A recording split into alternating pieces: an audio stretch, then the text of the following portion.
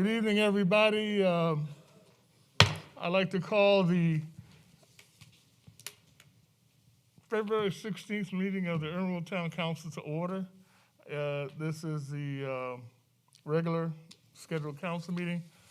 Thank you for all the honored guests tonight. We must have done something great or something good that y'all are all here tonight, and I appreciate it very much. I'm sure the council does also. I'd like to begin with the Pledge of Allegiance with Councilwoman Kathy Condom and the invocation.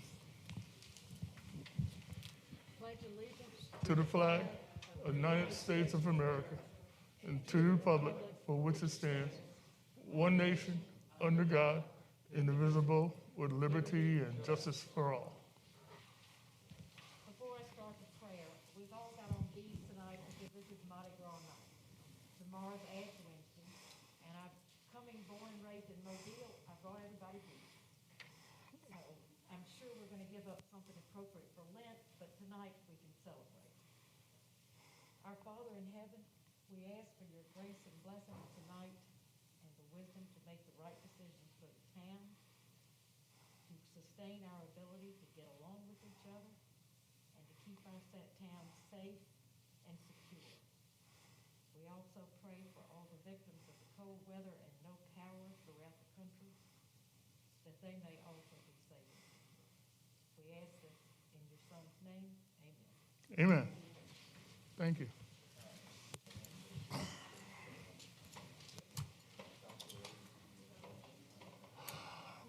We all received the minutes of the last two meetings electronically.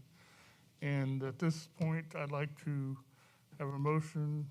If all read it, I would like to have a motion to accept the January 19th, 2021 minutes. So moved. Is there a motion? I'll second. Okay, Mr. Sickinger made a motion, Mrs. Bush second. Any changes? Seeing none, all in favor say aye. Aye. The February 2nd, 2021 meeting minutes were sent to us electronically, and I don't think there's any changes. Is there a motion to accept? Motion. Second. And is there a second? Mr. Sickinger and Mr. Bush. Any changes to the minutes? Seeing none, all in favor say aye. Aye. Aye. Thank you. Report of standing. This is any changes from Mr. Brown in the administrative briefing? Mr. Brown seeing none. Are there any changes for Mr. Brown? Seeing none. Thank you. Amendments to the agenda. Do we have any amendments to the agenda? Seeing none. We'll move on. Consideration of communications. I would like to, council, meet me down here. We can bring Mr. Gail K. Bell. I guess it's Gail K. Bell of the county up here.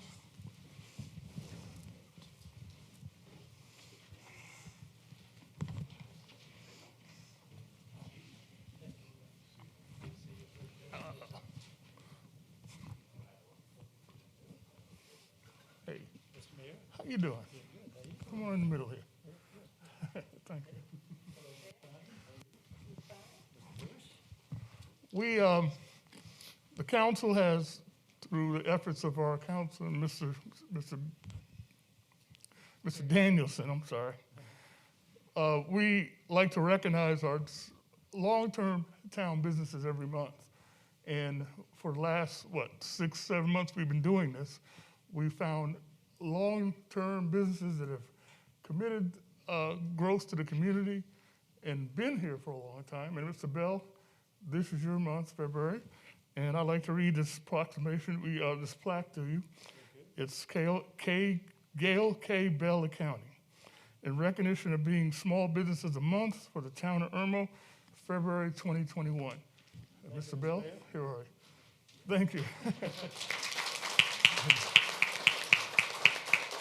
Got it? Like to say something? Okay. Yep, thank you very much, Mr. Bell. Thank you. Thank you all very much. Congratulations. All right. Yeah, anything goes wrong, you can blame Kurt Luther. All right. Thank you. Thank you. Thank you.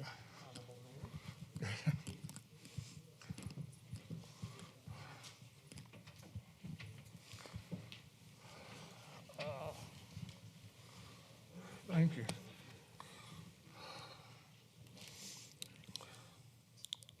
We have a couple of presentations today.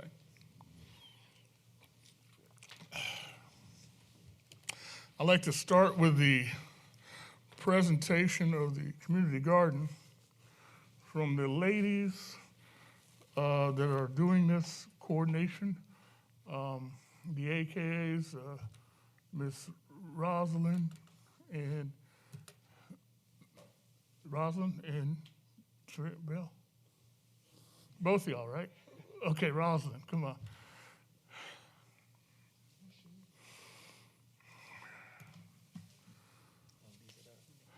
I'm sorry, it's Rosalind and Jim Seta. Okay, thank you. Yes, sir. Bring him up.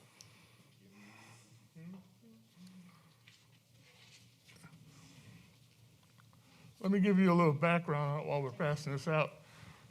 The ladies of the AKA Alpha Kappa Alpha sorority came to council and wanted to do a community project, which is building a community garden.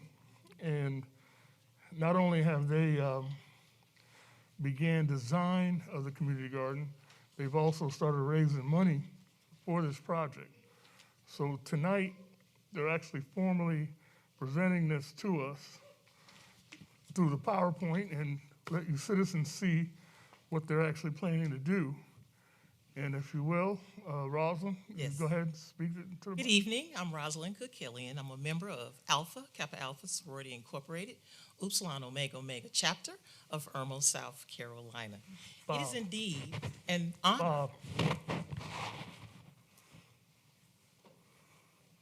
No, you go ahead, Ms. You can't hear me? Yeah, speak louder. Okay. If you will.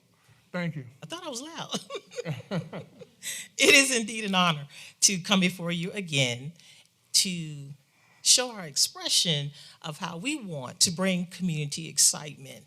Community excitement that is going to bring prosperity, community excitement that's going to bring positivity.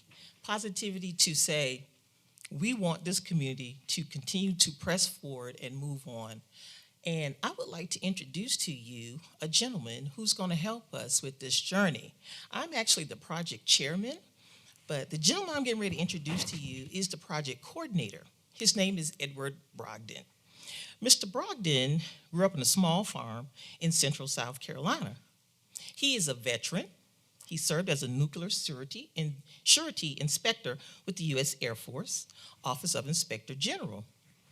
Mr. Brogdon is also the founder and owner of Back to Eden, LLC. In addition to his love of designing vegetable gardens, systems, his passion runs deep for transforming mindsets and cultivating life learning when it comes to a particular skill set that can help empower healthy eating as a new norm for the future generations. Currently, Ed is the director of horticulture with the Holy Angels in Belmont, North Carolina, an organization which takes care of differently disabled. And finally, Ed is a team member of the North Carolina region of OutTech, an organization which forms multifaceted partnerships with districts, schools, and teachers. And I'm proud to say I'm an educator myself. Teachers are teachers for coaching and empowering with engaging outdoor classroom features, and students are more actively engaged in the real-world experiential lessons for learning. So the garden is going to be a unique place for the community to learn, for the community to get together, for the community to prosper. So without further ado, Mr. Brogdon, can you please present our program?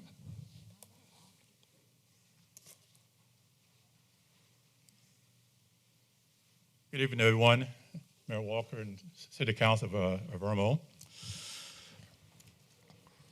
We got together and we decided that we wanted to do something very special for the city of Irmo. So we came up with this idea. In order to do that, we needed to have something right off the bat that commanded attention. So what you're looking at is the green iceberg at Ferris Gate. In my mind, a community garden, just by namesake, would not garner the attention as the green iceberg would. So if we go through some of the slides here, hopefully we can kind of bring that to light. What you're looking at is a rendition of what 2 tennis courts would look like if you put a garden spot on it. I've been doing this now for about 10 years, and I'm not stuck on just doing rectangles. You see a lot of L shapes in there. You see a lot of different features. The additional slide is going to break this down so that you'll have a clear understanding of what it really looks like. Let's take a look at the next slide, please. As you enter into the complex, looking at the very bottom, it said approach from Ferris Gate Boulevard. You'll see a walkway that'll take us right into the garden area. As we're going into this area, the blue represents a bulletin board rather, that's going to highlight some of the features of the garden. The area to the left of that, personal garden sponsors and recognition board, is going to be a prominent place for those organizations that would like to donate and sponsor certain features of the garden. Straight ahead, we'll find ourselves looking at a covered pavilion. Now, this covered pavilion will be an area where people can gather, talk about things. We talked about the outdoor classroom. Great opportunity to do that, especially in the heat of the summer. It gets pretty warm. We need an area where we can gather. Do y'all mind if I take this off, please? Excuse me, Whit, can you get some more chairs back there, please, people? Thank you. I'm sorry, Mr. Brogdon. Go ahead. No, that's quite all right.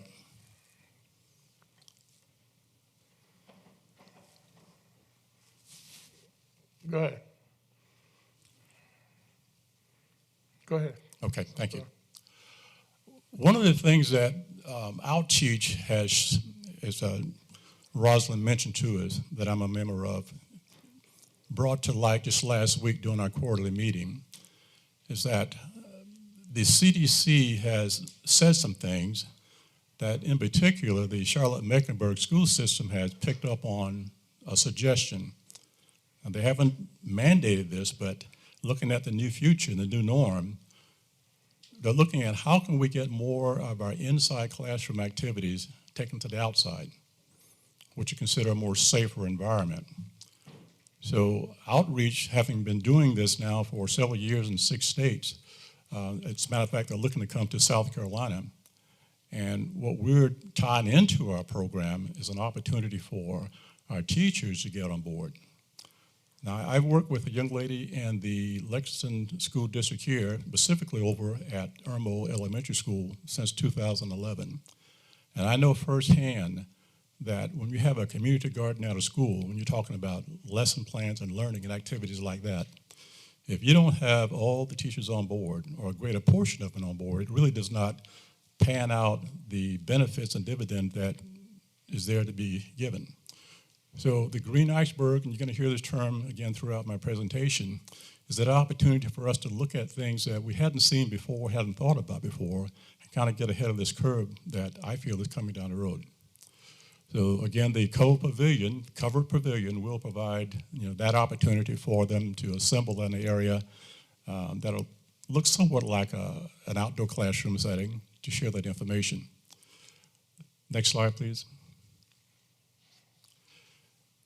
This slide, right in the center, we wanted to present something that was eye-catching. We call this our focal point planner. By dimension, it measured 24 feet by 24 feet. And what you're looking at, of course, is just a down view from the top. From a side view, starting in the center, it'll be about 4 feet high. Then it's going to cascade down. And with imagination, you can put a fountain there, you can put a powerful planter there, you can put any type of monument there that would symbolize the city of Irmo and the garden itself. This section of the garden will be designed so that we'll have opportunity for vehicle traffic to go in and around to deliver heavy supplies, be it necessary. At the 3 o'clock position, that blue dot, in my vision is at least a 2 or 3 tier water fountain surrounded by a pollinator garden. When I design gardens, I try to mimic as much as possible what a balanced ecosystem would look like. And we know for a fact if we don't have a pollinator garden within a garden setting, we're not setting the garden up for its best opportunity for success. Let's go to the next slide. Oh, before we go to the next slide, those two sort of hash mark structures at the 12 o'clock position and at the 9 o'clock position would represent a pergola setting. Because we envision people being in the garden setting and would want to take a time and just kind of admire what they're looking at. Let's go to the next slide. We have some special features also that I think would be very beneficial to a garden setting. Number one, I think that is a wall mural. My good friend is Rosalind. She says that she's an art teacher. And so what she envisioned as you look over on that section behind the farmer's market is a nice mural done by students or people within the community. When we were out at the garden a couple of months ago with Mayor Walker, I picked up on something that he said. He said he would want to have in that setting a true farmer's market. So I asked him, I said, well, what is a true farmer's market? He said, well, by definition, which I appreciate, it would be a farmer's market where you're selling vegetables, not umbrellas and lawn chairs and everything else under the sun, but an area where not only people in the garden that have plots there could sell if they choose to, but what about embracing and inviting some of our local farmers to come in to share their wealth as well? Because we want it to be a place where it does, in fact, provide fresh vegetables to the community. Number 3, that is a senior citizen, if you call it, and that would be one of those that would have an elevated raised bed. And the elevated raised bed would be in compliance with the American Disabilities Act. So by chance, if you have a person that's in a wheelchair, they'll still have access to that garden. It will be on a concrete pad. So again, we're following all the guidelines to fulfill ADA requirement. Then the next thing we'd want to have there is a children's garden. I did one of these about 2 years ago at Catawba Trail Elementary School over in the other side of town, Pontiac area. Why did I call it a escalated garden? In my thought, if your son or daughter just saw a rectangle box at school, it wouldn't be anything to talk about after they got home. So if you imagine the Great Wall of China, how that wall zigzags up the mountainside, this again would be an elevated, escalating wall garden that the kids can paint their favorite colors and have something to talk about. Now, who's going to get the kids to the garden spot? If they're too young to drive, too far away to walk, mom and dad or some adults have got to bring the kids there. So we wanted to have something in the garden setting that will also be a benefit to the adults. I don't know who in the room likes golf, but a miniature golf course, 2 of them, as a matter of fact, so we could have a competition golf. Now, these are just some of the major things that we'd have in the garden area.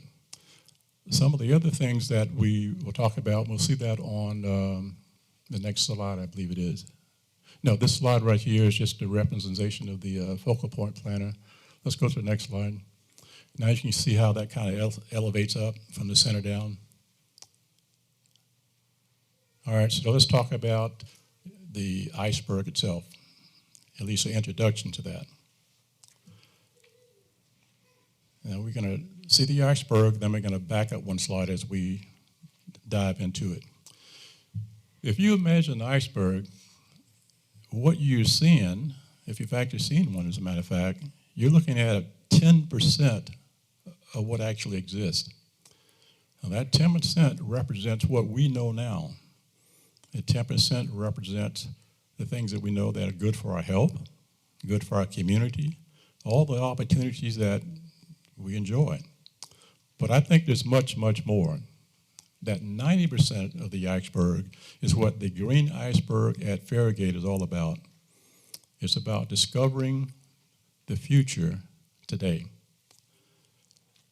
I'm going to use as an example in the first tier where it says discover human talent.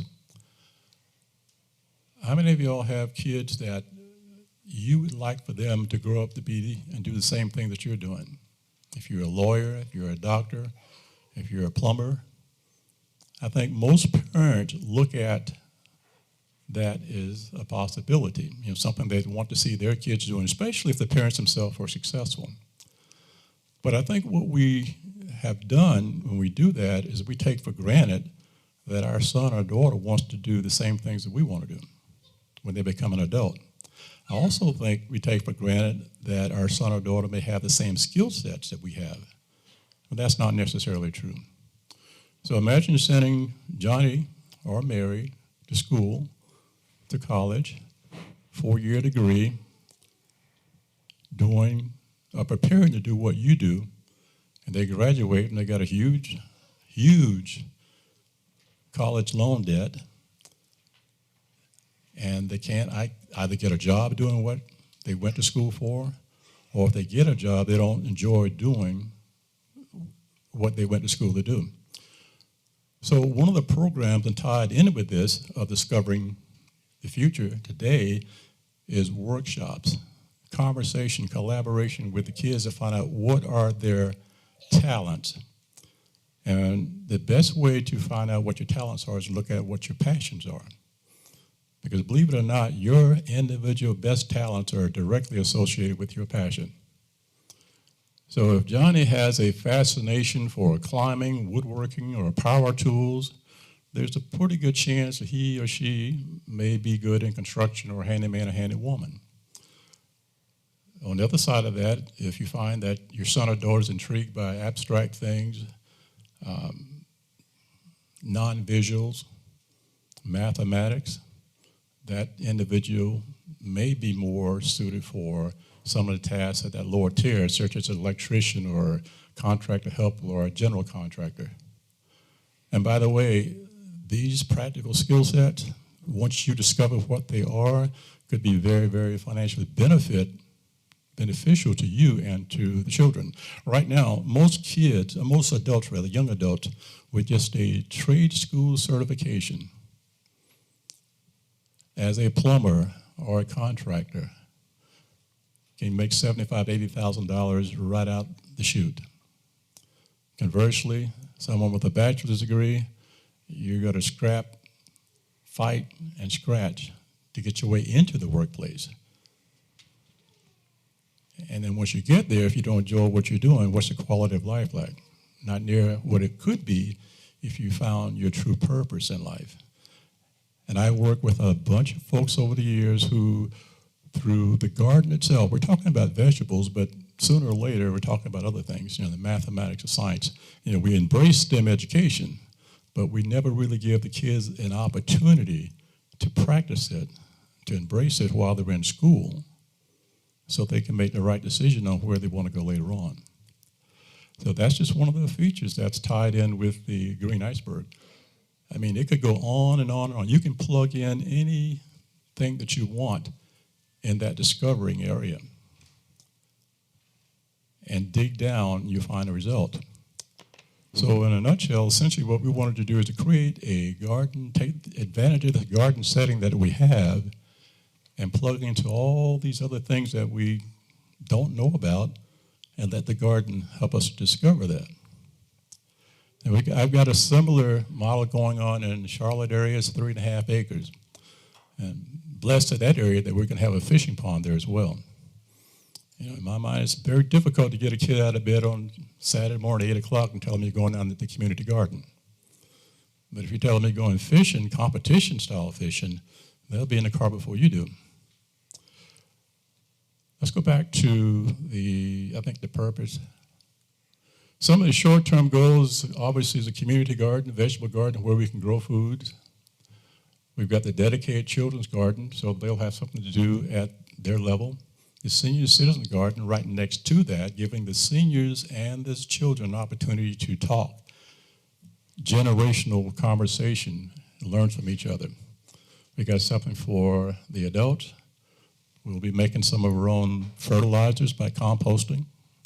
And these concepts that we learn at the garden setting can also be utilized in your home setting. And the True Farmers Market. Long-term goals would include an outdoor learning laboratory. Now, to prepare for that, we've got to have the right person in place. I don't know if Ms. Sandy Smith is here or not. Are you here, Sandy? Stand up, please. Sandy and I have worked together in a setting similar to this since 2011, I think it was. The reason I asked her to come tonight is I wanted you to see a person who could validate what I'm saying if you ever have any question about it. I was talking with Rosalind the other day, and I said, you know, I see what's coming down the pipe when talking about outdoor learning laboratories, and why don't we take and integrate that into this garden setting?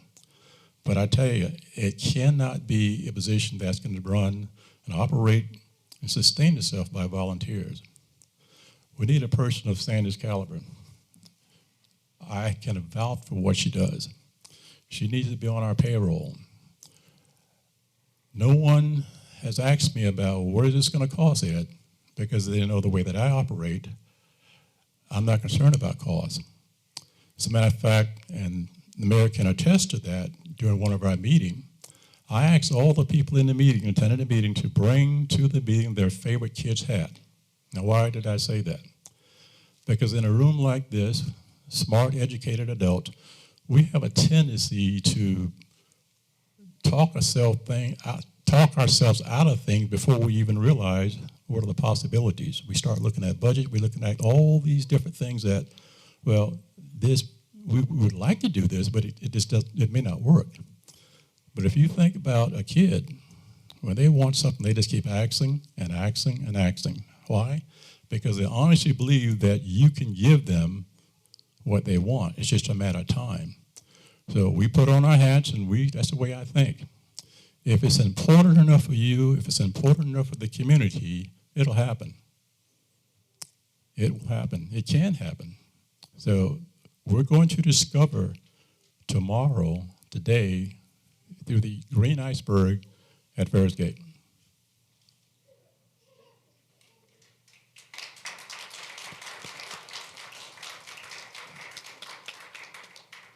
Thank you. Are there any questions for the, I know I have a bunch, but are there any questions from the council? Ms. Rosalind?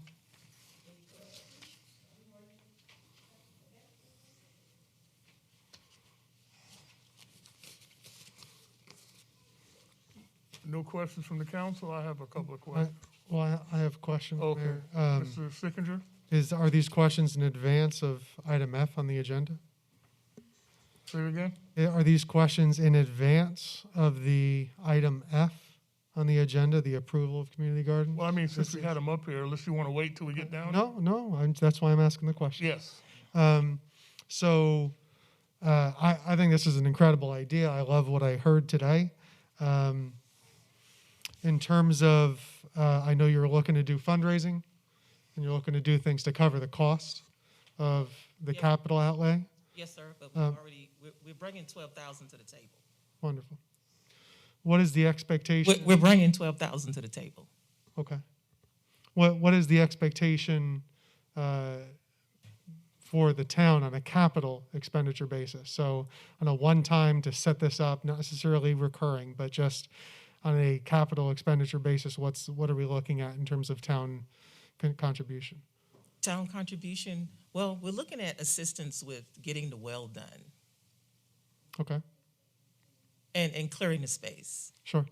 I think that would be incumbent on doing anything in that park in the first place, knowing how it looks right now. Okay, thank you.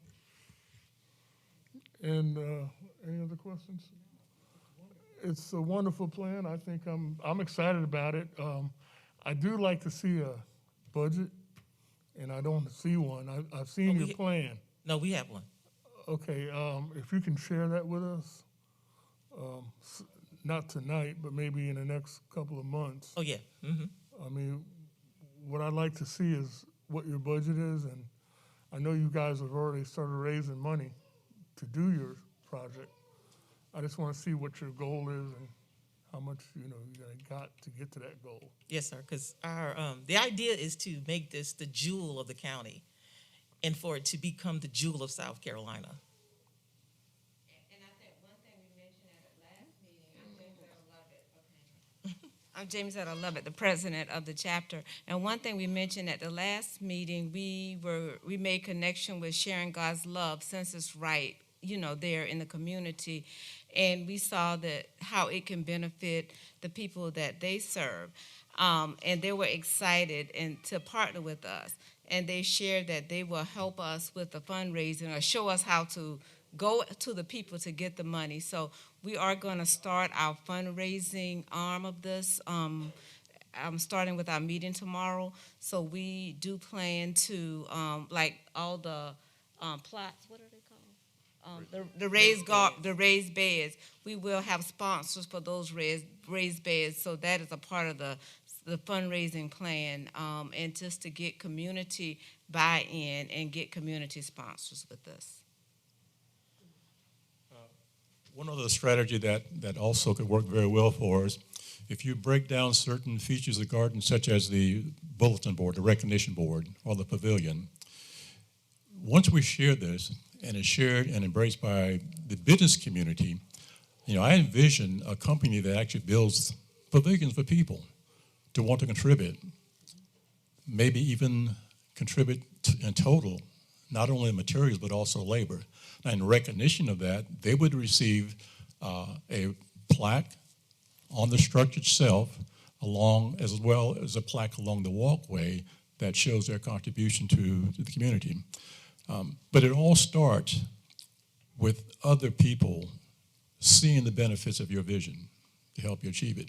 So you start breaking down these segments. You do this, you do that, and we're going to go to people. We're going to go to people who does this as a profession.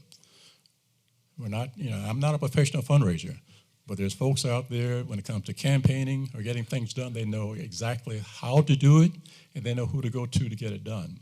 So these will be people that we'll be contacting. Great. Thank you. Any more questions? Any questions? All right, thank you all very much for your presentation, and we look forward to getting a budget from you and working with you closely. Any other consideration communications? Mayor, just briefly. I received, there was some traction online on Facebook and social media as well around a Irmo Pride Town Cleanup Day, where residents will get together and clean up the streets, clean up the neighborhoods, and pick up trash and do all that. I want to just say from the dais here that I think this is something that we can talk about in the next workshop, but I wanted to make sure that I just brought it up during this meeting. Okay, is that something for spring, you think? Yeah, that would be when the weather's a little warmer. Okay. Great, thank you. Any other consideration communications?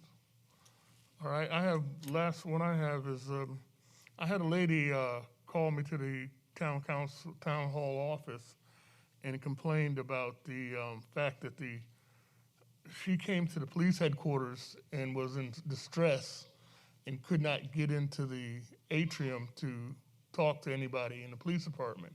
The door was locked, and I explained to her it was because of COVID. Chief, have we opened the front door of the police department now? Yes, sir, Mr. Mayor. The front lobby is now back full service. Okay, great. So since she doesn't have that problem anymore and we can go into the atrium at least of the police department, I think that's something that we need to do when we're especially during office hours, the regular working hours, that people can get into the atrium. If somebody is truly in distress or something and they run up to the police department and can't get at least into the atrium, there's a problem there. So we got that solved. And that's what happens when the citizens call us and complain, and we sit down and listen to them, and we get things accomplished, and I appreciate that. So for that citizen, I don't know if you're here tonight, you can get into the police department now. Thank you. Presentation by, anything else? Presentation by citizens. This is a time when you can give us information that the council wants to hear about the things we're going on our agenda that we're going to vote about. We have several things that are going to happen tonight, and I know there's a lot of folks here to talk about the water situation as well as the skate park. I'd like to separate the two, if we will, and start with the people that wanted to talk about the skate park. I'm going to call your name, and if you are here to address or give us information about your views on the skate park, please come forward and talk in the microphone. Realize that you have a 3-minute time limit, and in front of you there's a little box with 3 lights on it. It will let you know your green is when you can talk, the yellow is when you're about to expire, and red is when you need to stop. I appreciate it if you would follow that. Since there's so many people here, I want to give everybody an opportunity that wants to give confirmation or information to the council. They have the opportunity to do that. So I'm going to call Maggie May. Are you here, Maggie May?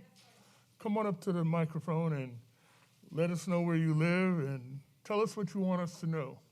And I appreciate you coming tonight. Thank you. Thank you for having me.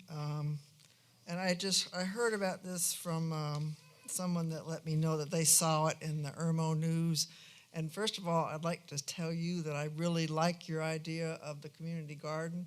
I think it's great. I raised my kids up with gardening, and it's been tremendous for them. So I think that would be a huge asset for the community.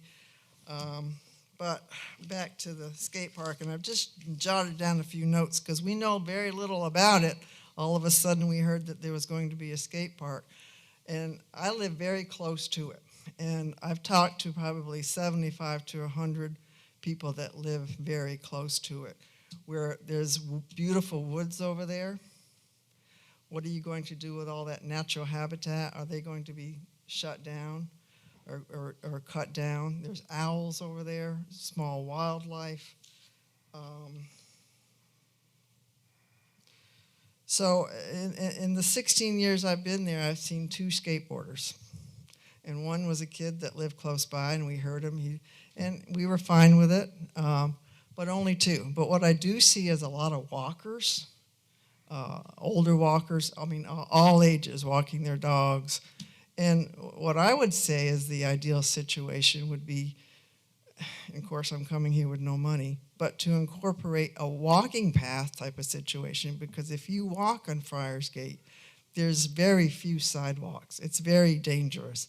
And they're not going 20 miles an hour, which they're supposed to be. And I think the walking path would be super in there because it's a very tranquil area there. It's peaceful. As I said, there's 75 to 100 homes nearby, and most of them were not entirely. There was maybe a couple that were kind of indifferent to it, but most of them were not. And there is one other lady here who would like to speak with you, I do believe. But again, I would like to see something put in there for the enjoyment of all, and I think a walking path would be a tremendous idea. Thank you for letting me speak today. Thank you, Ms. May. Renee, could you put that map up, please, and leave it up there while we talk? Thank you. All right, Janice Reed. Are you here, Miss Reed? Oh, there you are. Okay. Peed. Janice Peed. Peed, I'm sorry. That's okay. I thought it was an R. I apologize. That's all right. That's okay. Thank you, Janice. Thank you so much for allowing us to speak. And like Maggie, she and I live on the same street, which is Elstow, which would back up to this property.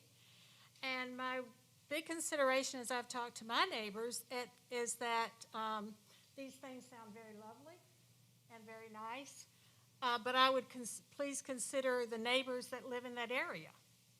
That it has been up to this point a very quiet area. We have certainly heard the tennis balls back and forth in the past, but that ended at a certain time, and it was peaceful.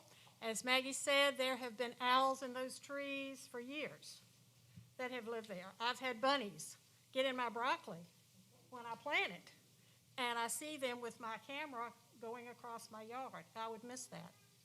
I would ask you to consider the tree lines, how many trees would be taken out, if any. I'd ask you to consider the noise level for the neighbors that live in that area.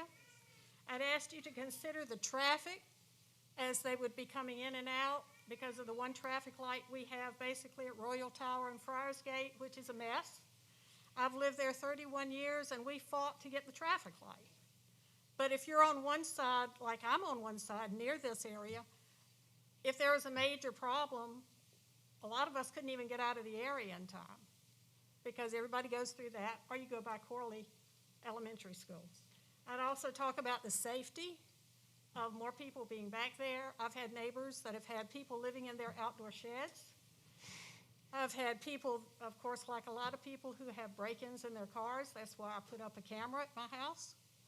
I've had the parking problem. If you have all of this coming in, especially, I mean, the farmer's market is lovely, but there would be traffic to be considered as well. The dog park that you're talking about, I'd think about the fee, the amount of time people would be there with their dogs, who would clean up the mess, and also the patrolling and the safety of people in that area. And with children and skateboards, young adults and skateboards, accidents, safety, wandering afterwards. Just be considerate of the neighbors that have lived in that area for so long, and please be appreciative of their value, their house value, their lives. They maintain the neighborhood as best they could. They keep up their property, and we would appreciate it if you would consider us. And thank you for letting us speak. Thank you so much. Thank you, Ms. Speed. Appreciate you. Ms. Sandy Smith. Sandy Smith.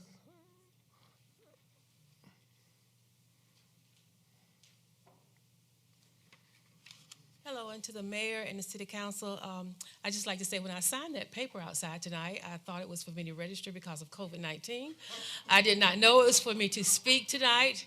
And I just wanted to say that I was invited here by Mr. Brogdon, and I will say he has a lot of talents, but one of them is not talking about himself.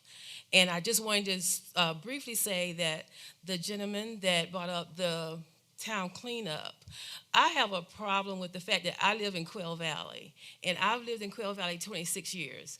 Half of my neighborhood is in Irmo, and the other half is in Columbia. I unfortunately live right on the line of the part that started Columbia, and so it gets upsetting with me when I have to do things that I feel that should be a part of Irmo, that I have to talk to the city of Columbia because they really don't really care about my neighborhood like Irmo would. Either way, I wanted to ask you, would that cleanup be including old cars sitting in yards and things like that? And, you know, because to me it gets upsetting when you're trying to keep your property at a certain level and you see cars just sitting in yards, and then you see another one just sitting in your yard. And after a while it starts to just make it feel like it's bringing things down.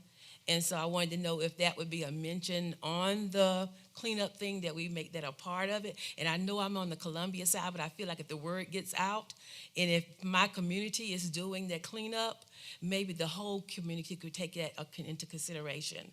And also about Mr. Brogdon, I wanted to say he worked with me at Irmo Elementary. And I don't know if any of you all remember when they were building the new school, we literally moved the school into 29 portables. And we were down on a big field, just a play field, with the school for about a year and a half. Mr. Brogdon came in with volunteers, and I think it was Southeastern Airline. What's the name of the car dealership on the frontage road? CarMax, and a few other things, and volunteers. And we literally built a school garden, and it did not cost the school one penny. it was just about if you build this particular raised garden, the plaque donated by this community leader or business would be the one that name would go on that plaque on that particular garden, and it would be perpetual. And after that, I wanted to say that the main thing about doing a garden is making sure it's sustainable. I heard Mr. Brockton say that he would fall into the category of senior citizen. So would I fall in that category? So we want to bring it around to where we can make sure that no matter who leaves or stays, that it will always be sustainable. Because am I read out yet? Because I had to leave Irmo Elementary because I was transferred, and not having anybody or any teacher willing to take on that property, it sort of fell apart because I had to leave. So thank you for your time. Thank you. Thank you.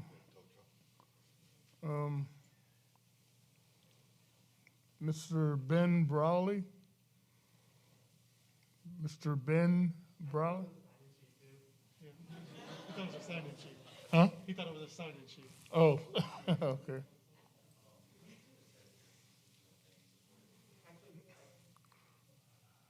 Oh, you changed your mind. Robert talked me into it. All right. I've grown up in Irmo, and I've lived here my whole life, and I think a skate park would be a wonderful thing to have. It'd be another way to get people outside, outside enjoying the sun, being active. And I just wanted to say that I support it. Outdoor time is regularly correlated with better mental health and overall well-being, and that's from a study that Harvard University did. So it's just one of the points I wanted to make. Thank you. Okay. Miss Sandra Vant. I saw you in here. Oh, there you are, Miss Vant. Come on up. By the way, Miss Vant is a retired school teacher. Yes, And I am. she wants to help out with the Irmo Youth Zone project. Good evening, the mayor and the council and the community members.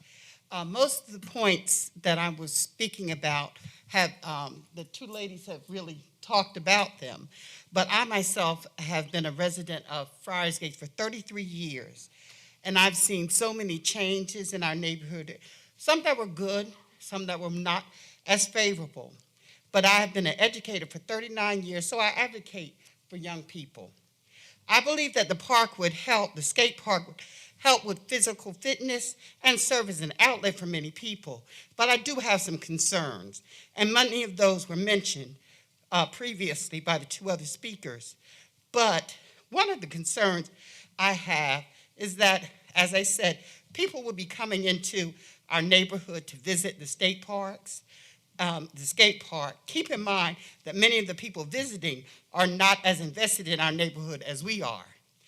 Also, who is going to, and maybe some of these questions have been answered prior to this meeting, but I would like to know, I don't have the answers to them, and if you can direct me to them, but who's going to pay for the construction of the skate park, and who will maintain the upkeep and the security of the park? Will there be bathroom facilities, water station, park benches, and will the taxpayers be responsible for funding the skate park? Will there be noise barriers in place to eliminate the noise volume from the skate park? And mostly importantly, who will handle the insurance and the liability for the skate park and the skaters? And is this the only location for the skate park that was presented? I know that that's a lot of questions, and I don't expect them to be answered this evening, but I do expect them to be considered and the neighborhood to receive communication and feedback. Thank you for giving me the opportunity to share my views. Thank you. Thank you, Ms. Vant. Appreciate it. Kat, you got such great handwriting. Can you read that? Mr. Mayor, while you're working on that, can I just make one point? When you do come up to speak, please make sure that you're just addressing the council. In case of any potential contentious back and forth, please don't address anyone in the crowd or any other individual, just the council directly. Thank you. Okay. who lives on 2809? Oh, okay. Thank you. I'm sorry. No problem. All right, and Johnny Ridnour. All right. Well, who's taking his place? Oh, okay. Can you give me your name and your address, please? Jonah Johnson, address is 11. I'm sorry. Say it. Here, I'll take this off. Jonah Johnson, 11 Plumwood Court, Irmo, South Carolina. Mayor, council people. I just got to say, first off the bat, the community garden idea, wonderful idea. It's a great idea. I loved it. But this idea is the best idea of all time. Okay? A skate park in Irmo. We have so many skaters in Irmo. It's insane. The reason why you don't see them is because we're always behind some store, skating some old stair set. There's tons of pebbles. We're falling. If we have a dedicated skate park, there will be far less injuries than right now. Now, I understand liability and all that. I don't know about all that kind of stuff, and I'm sure you smart people can figure that out. But if we have a dedicated skate park, for sure, it will limit the amount of injuries that are going on. It'll limit illegal skating in places that we're not supposed to skate. And I realize some of the points that were brought up about sound and stuff, those were really good points. I was thinking in my head some ways that can be mitigated from that is limiting the amount of time that you can be at the skate park. So past a certain amount of time, if people are trying to go to bed or wind down after sundown, might be a general way to do it. But I know you probably don't see a lot of skaters. Like I said, we're usually hidden skating somewhere where people can't see us because skateboarding is kind of the underdog of the sports world. But especially with the tennis court kind of being gone now, we definitely need some sort of active area and a walking path in combination with somewhere people could bring their skateboards would be a great way to bring the community together. Because if you're not in the skateboard community, you don't know, but the skateboard community is a very tight-knit, close community, and we even have our own DIY spot. We take great care of it. South Carolina skateboarders are very honorable people, as far as I've seen. So thank you for allowing me to speak. Thank you. John, you should have talked about the orchestra, right? Yes. Okay. All right, and I think that's it. Anybody else to talk about? Oh, you have your hands up back there. Robert? Okay, well, come up. Who wants to talk about the skate park? Please come forward. All four of you together? Okay, well, one at a time. I'm sorry. We got some. What's your name? Johnny Ridenour. I called you. I just came to talk about the skate park. Some of the benefits of a skate park. It's a community gathering place. A skate park is another way for the citizens of Irmo to gather together. Easy to maintain social distancing and wear your mask. Physical activity opportunity. Promotes time outside. It's as far as the noise level complaints, we actually did some research on this, and the decibel levels for a skate park are actually comparable to something like just your regular playground. It actually comes in a little lower at 65 decibels, where even regular street sound is 70. And then some other research we did on this is increased land value. The neighborhood next to Owensfield Skate Park is one of the most appreciating neighborhoods in Columbia. So actually it seems to add value to the area from the research we've done. And then increased happiness of citizens. Regular reports of city's overall happiness includes the city providing outdoor gathering spaces. That includes walking spaces, open fields, skate parks, really parks in general. And those are kind of the points we wanted to bring up. You guys can see our references on that same page, kind of some of the studies we used to come up with those points. The other thing we wanted to talk about tonight was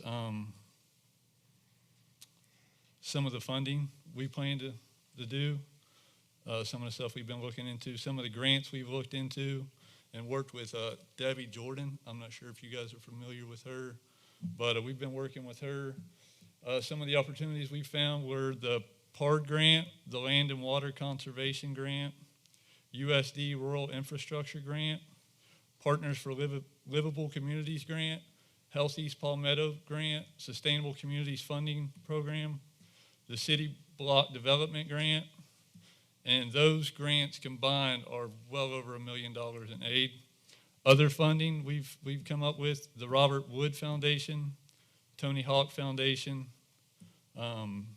Dane Electro, SCDHEC Fighting Childhood Obesity Funding, and possible partnership with some local businesses.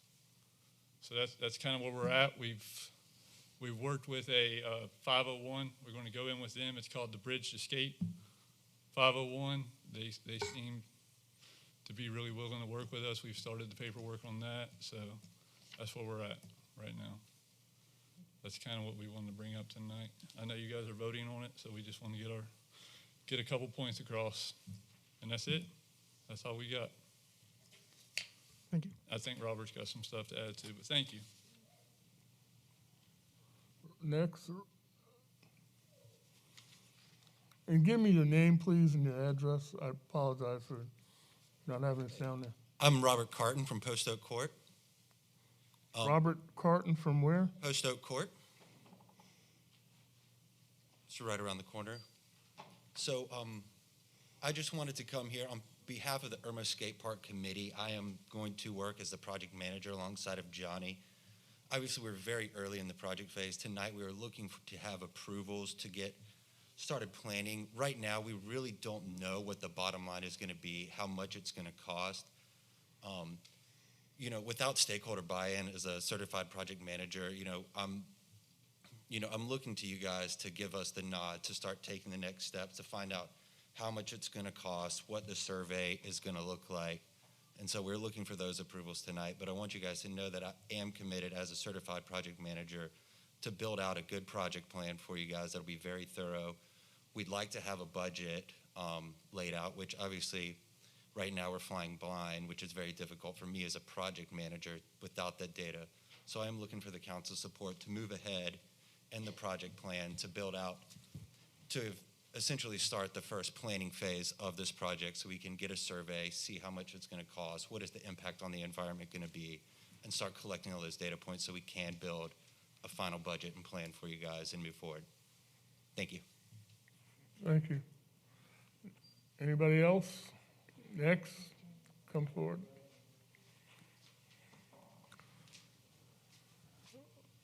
I just want to start by saying good evening. My name is Christian Wood. So when it comes to the skate park, it seems like a lot of people are having doubts about how it's going to affect the community, and a lot of people seem to be talking about it in a negative sort of way. But you should look at it as a positive way, especially during being in the mix of a pandemic. Skateboarding is a great way for exercise. It's a great way to teach kids responsibility, perseverance, drive, and it helps people want to become better at what they're doing. And you can relate that back to your life in school and work, all these different ways. It helps kids meet new friends, meet new people. It could help you to travel one day. I know I've been skateboarding since I was 3 years old, and I've met some of my closest friends from all around the world and been able to travel through skateboarding. And I think it would truly benefit the community to have a skate park because it teaches kids at a young age, it teaches them drive, it teaches them perseverance. It teaches you to want to do better, not only for yourself, but also like for your friends and for your family. And it helps you, bridge the gap of, it teaches you a lot of like perseverance and how to achieve something new because you're constantly wanting to learn something new and achieve success. And like I said, if you're at a young age, you can relate that to school, you can relate that to work. So I think it would truly benefit the community, especially during the midst of the pandemic. I mean, social distancing, it's very easy to social distance skateboarding. And it's an outdoor sport. And usually, like I said, it's not a team sport. You do it yourself. Even though you're doing it with your friends, but still you're staying far away from each other. No one's on top of each other. You don't have to worry about it becoming like some kind of super spreader event. And that's all I'd like to say. Thank you for your time. Thank you. What was your address, sir? Sorry about that. 7142 Woodrow Street. Okay. Anybody else?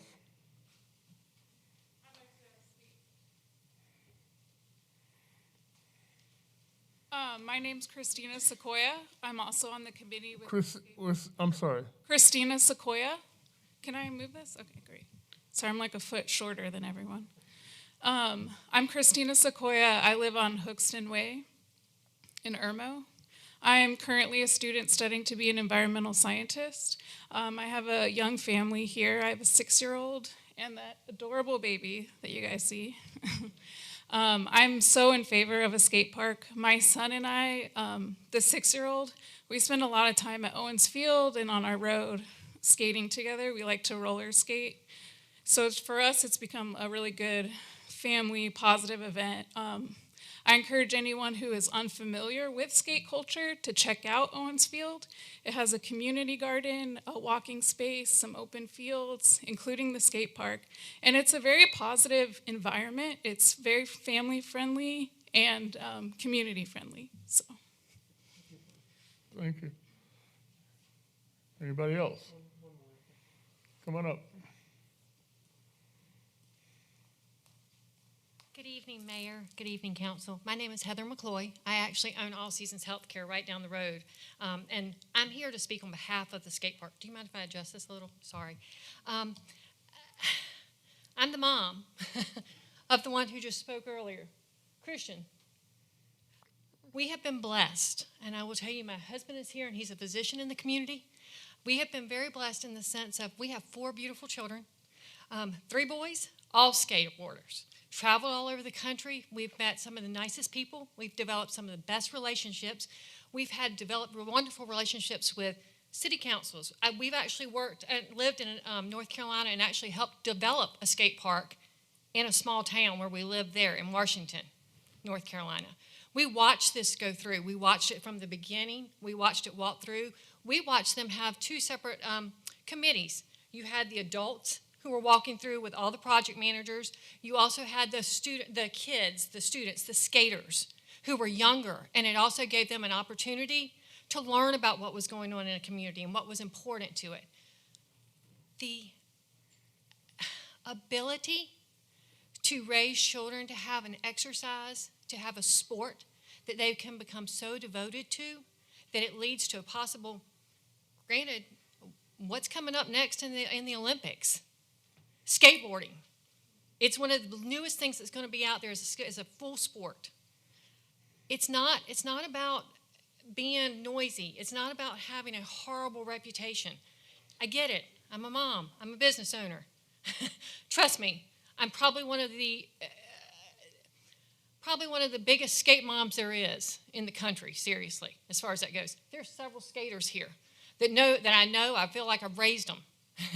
We welcome them into our home. We welcome them into a community, but it's a community. They said it. You're exactly right. Skateboarding is a community, and that's what Town of Irmo is a community that wants to drive and incentivize each other to have their friendships and develop relationships. It's every age. Go look at Owens Field down in Columbia. You've got attorneys, you've got physicians, you've got plumbers, you've got architects who are down there skating on their lunch breaks. They literally look like Superman coming out of suits and ties to go skate downtown at Owens Field on their lunch break. This is an all-age group. It serves every age group. It serves male, female. It serves young and old. And that's what we're talking about. We're talking about a development of a neighborhood into a community and driving that forward and having perseverance for these kids and having a place for them to exercise and to move forward and to really enjoy what they do. This is a safe community part to it. If you want to look at crime rates, go look at Owens Field. Have you had a lot of problems down there? I know, I'm sorry, I'm over my time, but I appreciate you giving us a chance to come up and speak and know how committed these skaters are to this. Thank you. Okay, anybody else?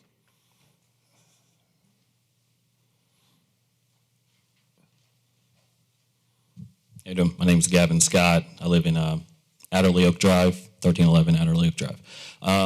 That's a hard act to follow, so I'll be brief. As the gentleman over here in his wonderful presentation said, when we were talking about finances, right? He immediately said, think of it like being a child. You're going to continue to ask, right? So not only continuing to ask, but think about being a child, right? The things that you enjoy, take it back to your childhood.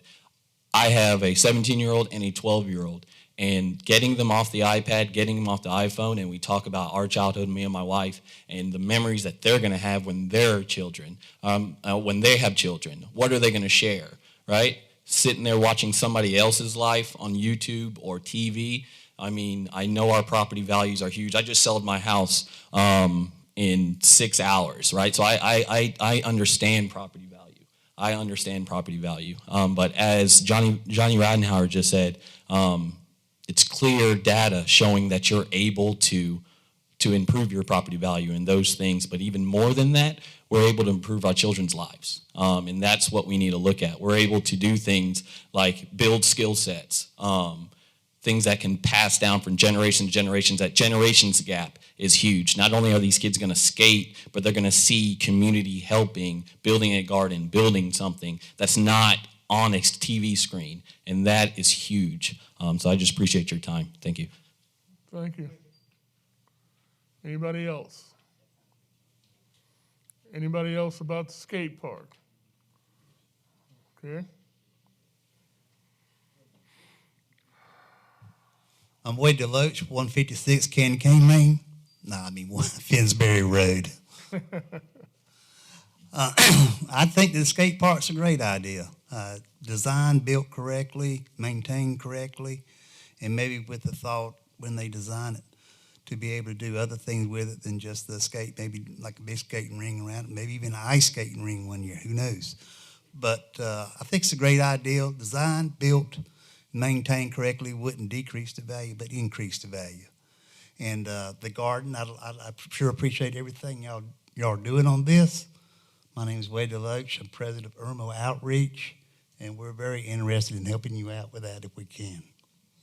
We even got thoughts on building a cistern system if you're interested in that. Thank you. Thank you. Anybody else? Okay. Thank you very much about the skate park. We got that information loud and clear up here. Now, some people have signed up about, I believe, about water situation. Do y'all want to come? Somebody want to represent y'all and come up here? Mrs. Castle, Elizabeth Castle? Oh, all of y'all. Okay. That's fine. And I believe it's Kim Potter, Elizabeth Castle, and Susie Gilbert. Yes, sir. I got to learn how to read handwriting. I'm right. Not Thank you. worried about it. I'm just going to wipe this off. Is that okay? That's fine. Sorry. A little paranoid as you get older.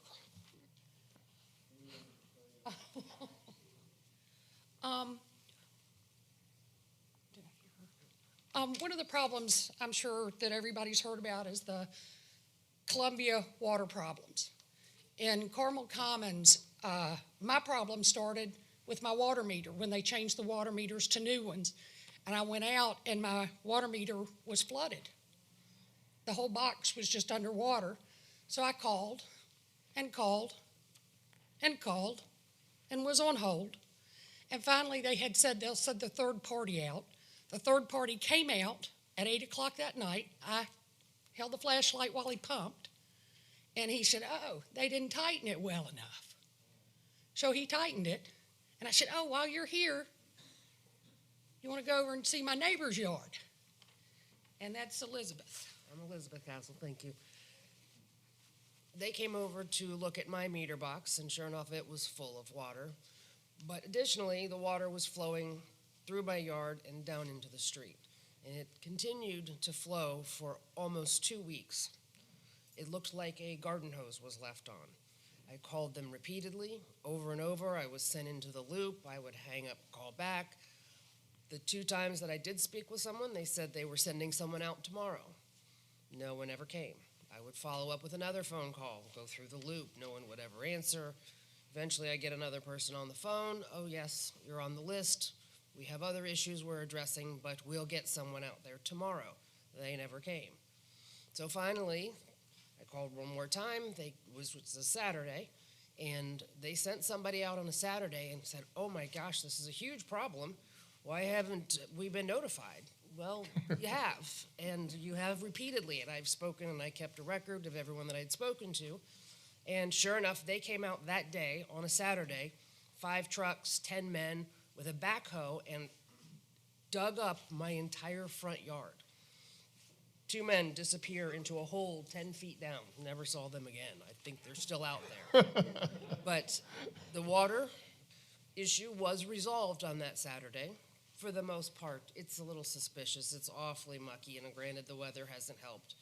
But they left my yard a mud pit, an absolute mud pit.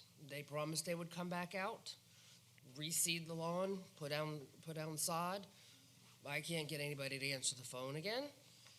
I know that there are other issues, putting grass down, but I think they need to repair the mess that they made, which was substantial. And in doing so, they damaged the road, they damaged the curb. I expect a sinkhole in front of my house any day because I think that the issues that we have are coming from the main water line, given the water that is continuing to run. But I was fortunate in that my water bill was not affected because it was on their side of the line, but not so much as my neighbor, Kim Potter.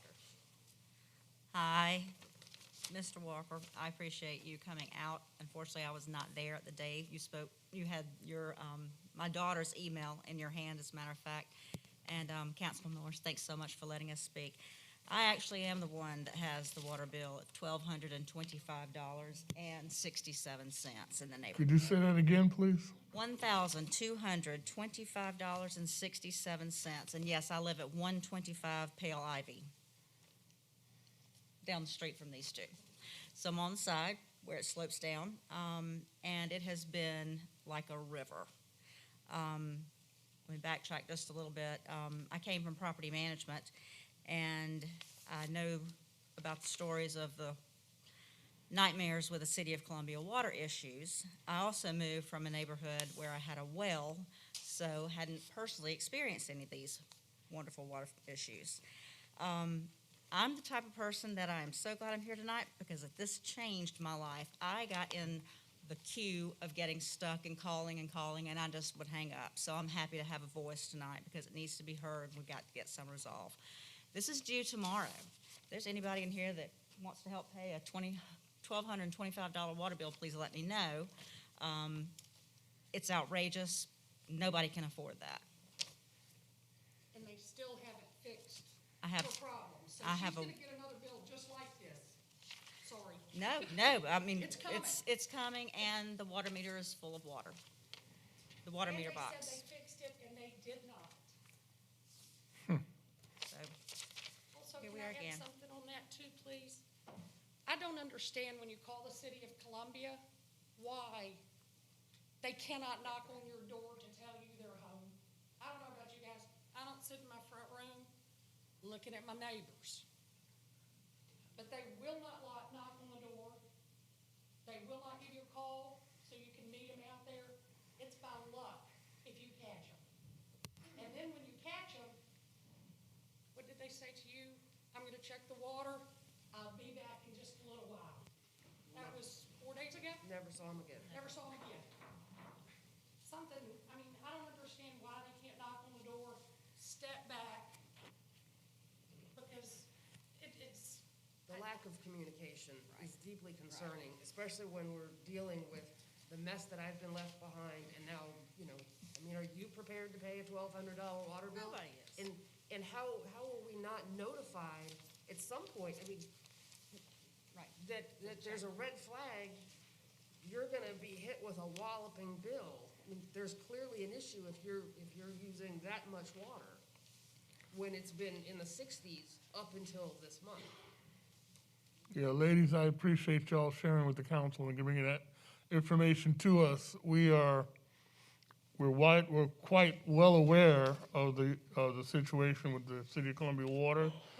Jake, if she don't pay that bill tomorrow, is that grounds for disconnection? Yes, but they're not going to come out, I don't think, and disconnect it tomorrow. My recommendation would be severalfold. Number one, if they won't answer the phone, get in your, as you know, the City of Columbia is the one that provides water.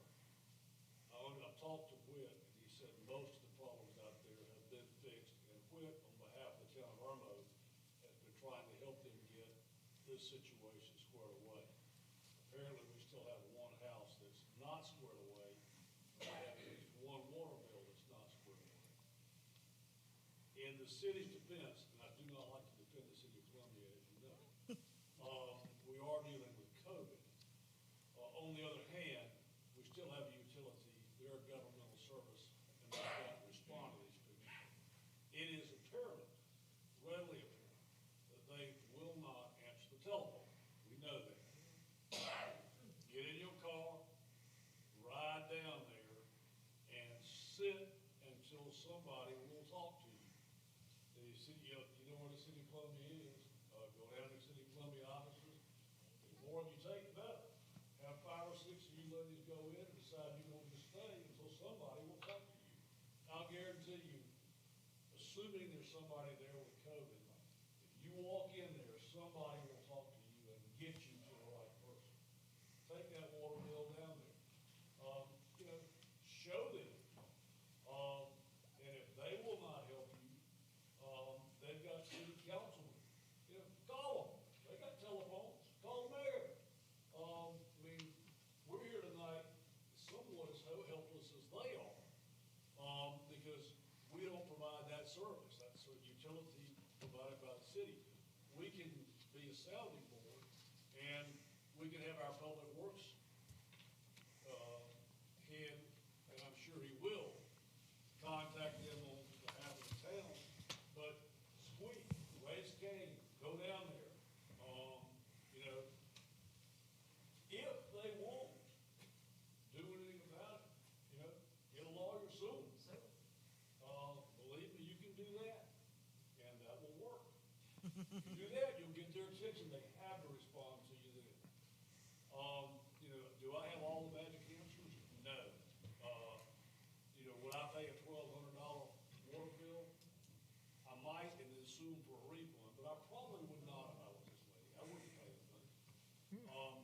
They're gonna, if she doesn't pay, they're gonna contact her. Yeah. Write them a certified letter and send it. You guys have screwed up my yard. I want $10,000 for the damage you've done to the yard. And by the way, I've got an overcharge, and I want this eradicated. Write them, email them, go down there, and become a pest until somebody pays you enough attention, because these nice people deserve to be taken care of. They're customers, and they deserve better than they've got. Thank you. Yes, ma'am. And we also have pictures, if anybody wants any. I have one gentleman down on Vine Valley, Valley Vine at 215. He has standing water every day behind his driveway, and now the road is plateaued. He's worked with them, he's tried to get them to fix it. I think the people came out one time to repair the road, and he said, make sure you do this and build it up. Went back in to get a glass of water. They were gone by the time he got back there. We don't have those big houses in Yeah. Richland County or Lexington? Depends on where you live. This was in Lexington. Ours is in Lexington. She needs to call the county engineer on the road, let them come out and look at it, and look what the City of Columbia is doing to your roadway. And by the way, how about fix it? That's a good idea. Thank you. Yes, ma'am.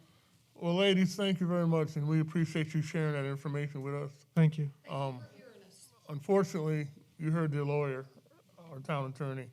We're going to do what we can to help you, but it really is up to the City of Columbia. Anything else? Anybody else? Seeing none, thank you. We're going to go on with our agenda. Unfinished business, none. New business, first reading, item A. Is there a motion? I move. Mr. Bush? I second. Mr. Sickinger? Mr. Bush? I'm not in favor of this. I did a little research, and the Supreme Court decided on this in 2015, so I'm against it. I think we should let it go. Maybe bring one back that's reworded at some point. Oh, okay, the wording? Yeah. All right. Thank you, Mr. Sickinger. I'm in favor of the concept, not as written today. For the same reasons. The wording? Yes, so there needs to be an independent third party, opportunity for an independent third party to review those requests from law enforcement, as my understanding of the reading. Excuse me, ruling. Okay. Mr. Danielson?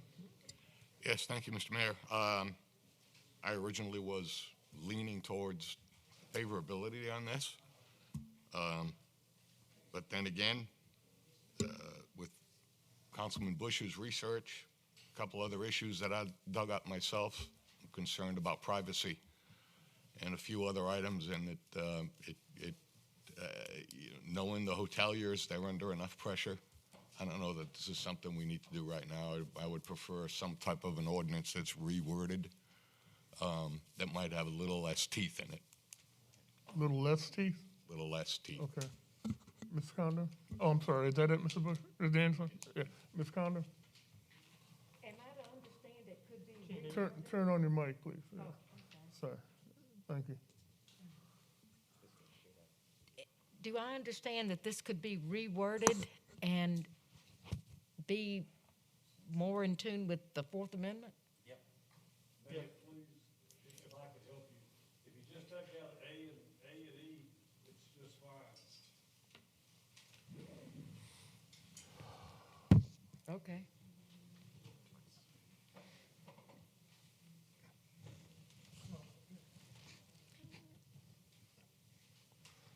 Give me a second. Can y'all look at that right quick? Here it is. Yeah, I got it up here, but I'm just like. So we could amend this and it would not be against the Fourth Amendment? Yes, ma'am. All B, C, and D, all they do is to require them to maintain a register. It doesn't say that we've got a right to come in and look at it anytime we want to. If we have probable cause, if we want to look at one that's being maintained, we can go get a search warrant if we insist, and that way we can get it. All this says is they simply have to maintain it, which is something they do anyway. So is it being redundant? Yes.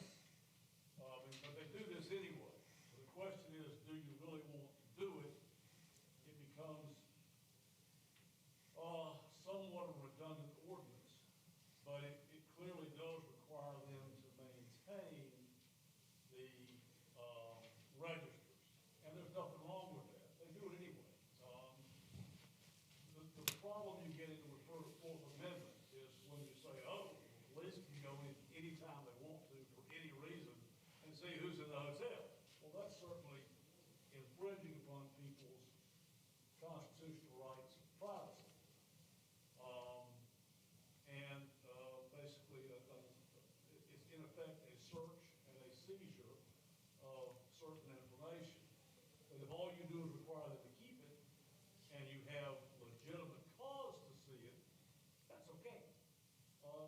So you can either pass an ordinance which is probably unnecessary, or you can make the modifications by striking A.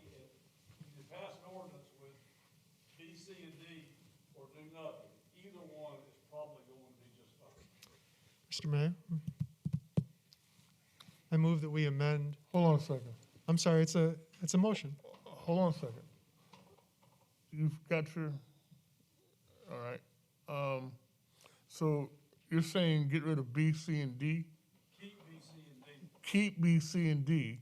Get rid of A and E.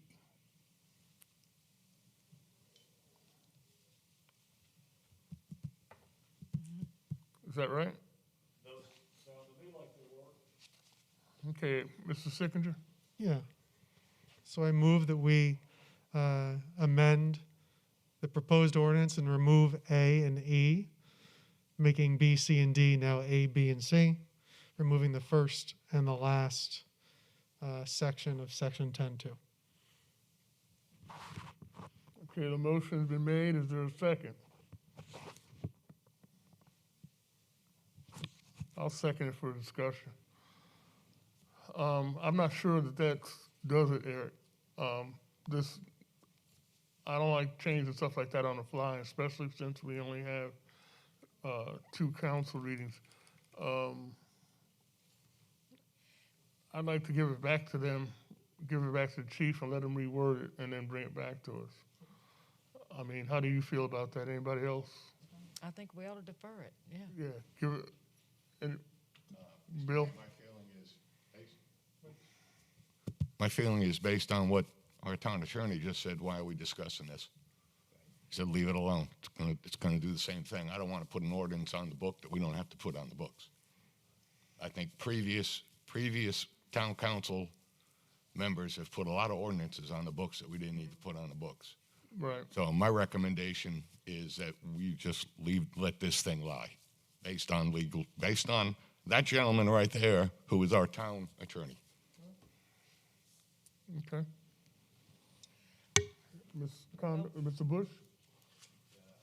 I just agree with Bill. I think we should just let this go and then revisit it at some point if we need to go ahead and have a new ordinance with a more narrow definition, then they can bring that again and we'll entertain it.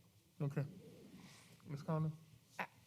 I respect the police a great deal, and if they can reword this so that it would still help them without going against the Fourth Amendment, then I think we ought to let this die and let them do another one. I want to help them as much as we can, and Okay. if they can come up with something that is not against a constitutional amendment, then I'm in favor. All right. All right, well then we're gonna vote on the amendment first, and then we're gonna vote on the ordinance itself, okay? Will the clerk read the roll on the amendment?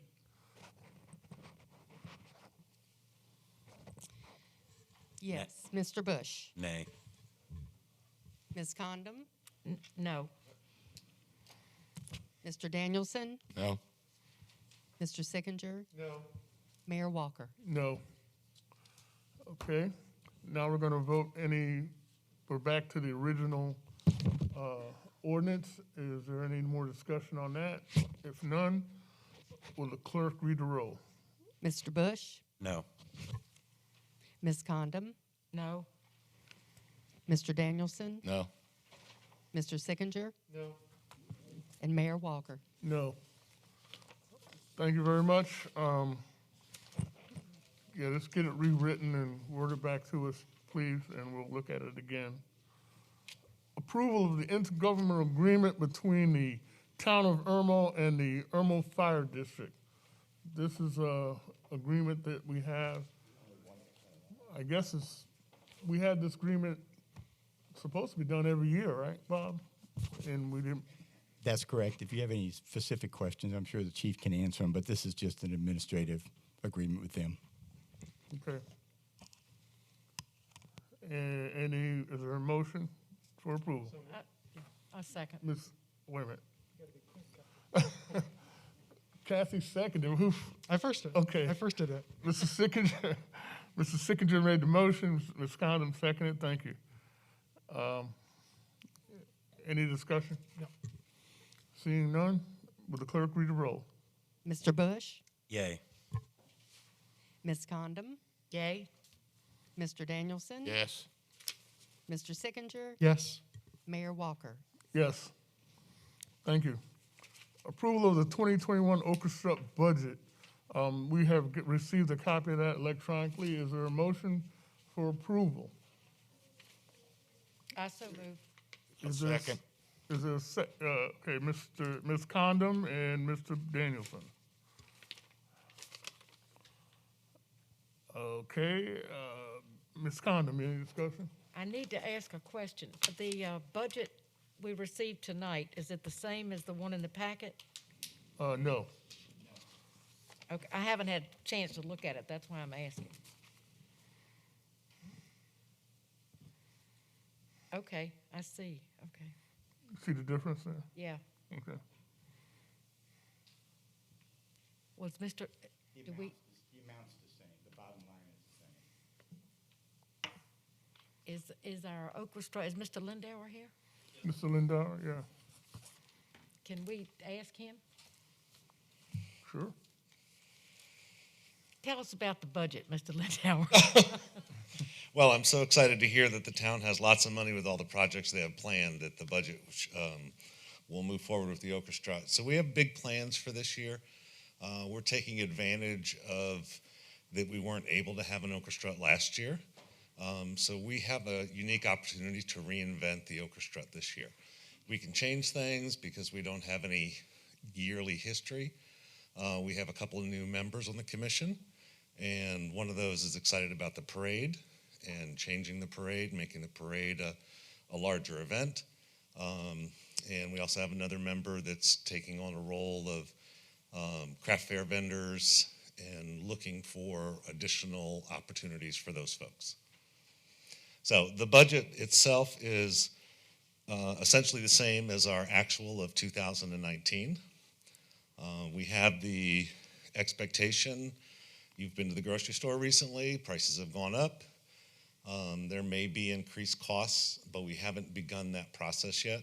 Our first step is to get a budget, and then we can start to look and see what the expenses will incur and what may have increased since 2019.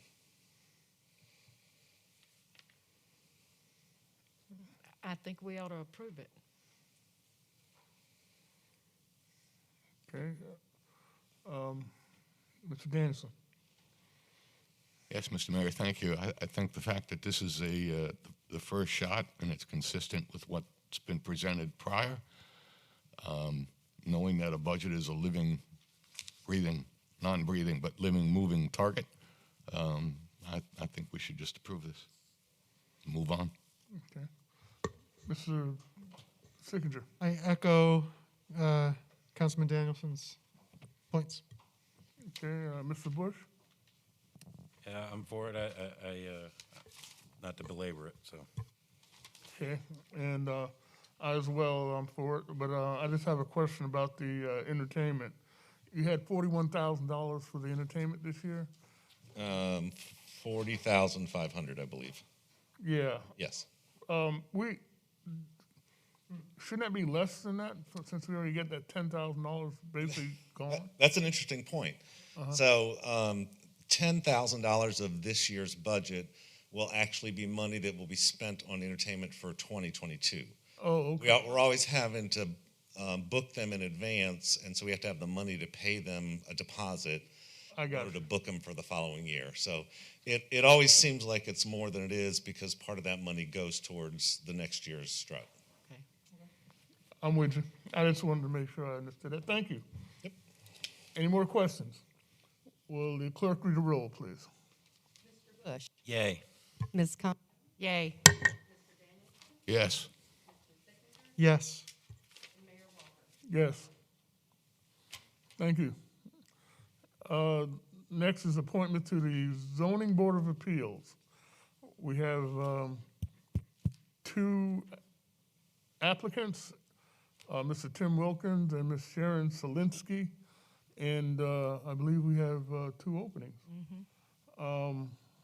Is there a nomination for Sharon Solinsky? Is Sharon Solinsky here? Out of curiosity? Is Tim Wilkins here? Tim is here, okay. No problem. So is there nominations? I nominate Timothy Wilkins. Huh? I nominate Timothy Wilkins. Timothy Wilkins, okay.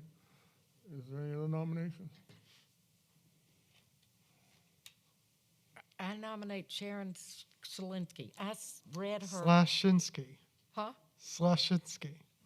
whatever. Slash Hey, I may not be able to say her name, but I'm not- I read her file. You got to And- know the name of the person you're nominating. I read this, and she's qualified. Yes, So, ma'am. Yes, I nominate her. I'm not alone, but I can't read them. Okay, thank you. Are there any other nominations? Seeing none, all in favor of Tim Wilkins, raise your right hand. Okay, all in favor of Sharon Solinsky, raise your right hand. Okay. Seeing no more nominations, 2 openings, 2 people. Congratulations to Mr. Wilkins on being appointed to ZBA and Ms. Solinsky. Slashinsky. Slashinsky. Thank you, Slashinsky, okay. I do want to remind y'all that there are responsibilities of being on the ZBA, and one of them is to be educated in the process of being a zoning board commissioner. They will, I believe Bob and the zoning board, zoning administration will contact you, you and you and Sharon tomorrow and get you on board. You have a meeting coming up pretty soon. And I, again, thank you for your service to the town, and thank you for volunteering. Appointments to the Orchestra Commission. Is there a motion to, well, we have 2 parts to this. I believe the appointments to make a voting member, and that's 1 appointment, and the other ones is what this Orchestra Commission actually did, and they've already recommended. Is that right, Bob? All you need to do is appoint the voting members, and they have the ability to vote all the non-voting members. Okay. So then, tonight we're gonna, is there a motion for the One voting, 1 voting member? Yeah. may I nominate? Yes, please. I'd like to nominate Mike Ward. Okay. So Mike Ward, is there any other nominations? Seeing none, all those in favor of Mike Ward, raise your right hand. Okay, congratulations, Mike Ward. You are now a voting commissioner on the Irmo Orchestra. As far as the other members, Kimberly Myers, Teresa Bridges, and Kimberly Fulton, you are going to use those folks for non-voting capacity, but to be active members of the orchestra? Yes. Kimberly Fulton and Teresa Bridges have attended the last 2 orchestra meetings, and they were voted in at our last meeting as non-voting members. Okay. The last, Kimberly, and I can't remember her last name, she's had some scheduling conflicts, so we're waiting to touch base with her, but we have had some communication with her. Great, thank you. All right, approval of the Community Gardens Phase 1 project. Is there a motion for approval? I so move. Is there a second? Okay. Ms. Condom, I'd like for you to start with this. Is there any issues you want to work out or ask about it and talk about before we get into the voting of it? I think it's a wonderful project, and I think the ladies and the gentlemen have it well planned, well thought out. I like all of the diagrams. All they're asking us to do is a well, which I assumed we would do anyway. And I commend them for it, and I'm totally behind it. Okay. All right. Yeah, I mean, it's hard to find fault. The only thing that, because obviously it's well planned, well presented. The only concern I have so far is something that you raised already, which is just the budgetary stuff and the numbers and what that's going to look like. But I'm still in favor. Okay, Mr. Danielson. Thanks, Mr. Mayor. I think it's a wonderful idea. I would be thrilled if it came to fruition while I was still walking and talking. I know it starts with an $8,000 or whatever the number is for a well.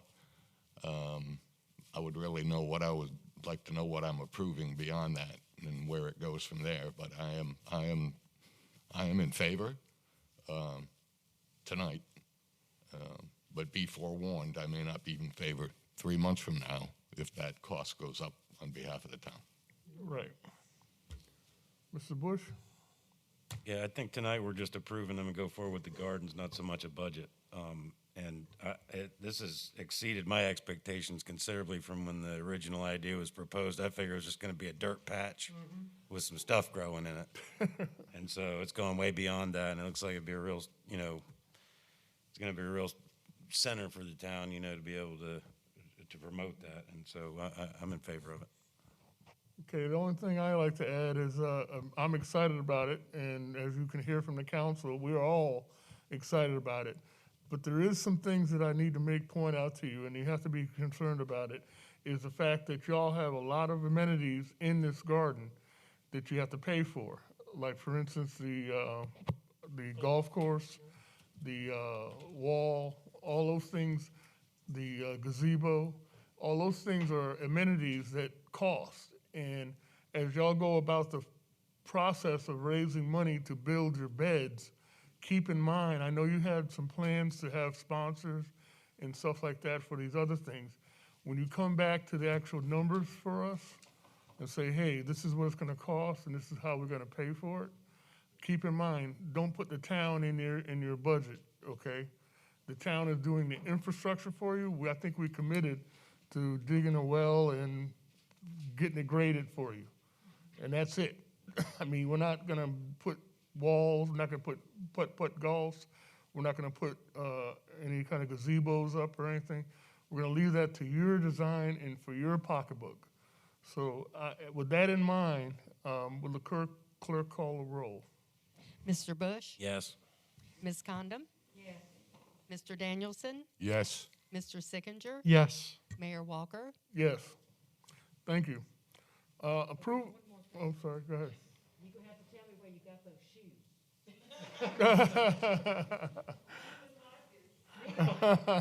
Thank you.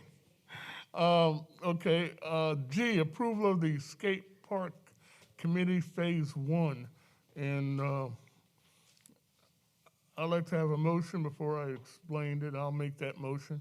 I'll second. Okay, the motion is second by Mr. Sickinger, made a motion by me. What I understand that they are looking for tonight is not an approval to go forward and start cutting down trees and digging a skate park. What they're asking for us to give them a go-ahead is give us the groundwork and the approval of the plans that they're gonna submit to us, just like the ladies submit tonight with the community garden. They're gonna submit that along with their budget. Now, our town attorney has raised some very good points about when y'all go about fundraising for the skate park, where's the money gonna go? Y'all have a 501c3. Do you have one? Do you not have one? Do you have a plan on if you didn't raise all the money you need for your project, what happens to the money? Those things need to be answered or need to be in your plans. And I think that it's as a safeguard for us before we give you final go ahead and start cutting trees and digging holes for the skate park. We need to have those things securely in plan or in our purview so we can see it. I am in favor of the skate park in concept, but again, I need to see a detailed plan on what you're gonna build and how much it's gonna cost. And once we see that, we need to see the other side of that, how y'all gonna get to that goal. And for what it sounds like, you guys have some good creative ideas on how to do that. And of course, I wanna be the person to help you accomplish that and doing it in an area where I think it'll make sense. If it doesn't make sense, we're not gonna do it. Mr. Sickinger. Yeah, I'm generally in favor of the concept. I think there's a lot of unknowns here, and I think really what this is a pre-approved loan, like in that kind of concept. Like it's not really not a loan literally, but it's a pre-approval, right? Plan, yeah. Like go out and bring us something. Go do the work. And this is ahead of they're a couple steps behind where the community garden is, and they are literally just coming to us and say, can we go research? Can we go put stuff together? Can we go engineer a plan? Because right now they don't have a plan to show us. And to say I don't want something just based on a kind of ephemeral concept is a little frustrating. So I want to be able to have them present a real plan to us with real numbers, and this is that's why I'm in favor of. Okay. Mr. Danielson.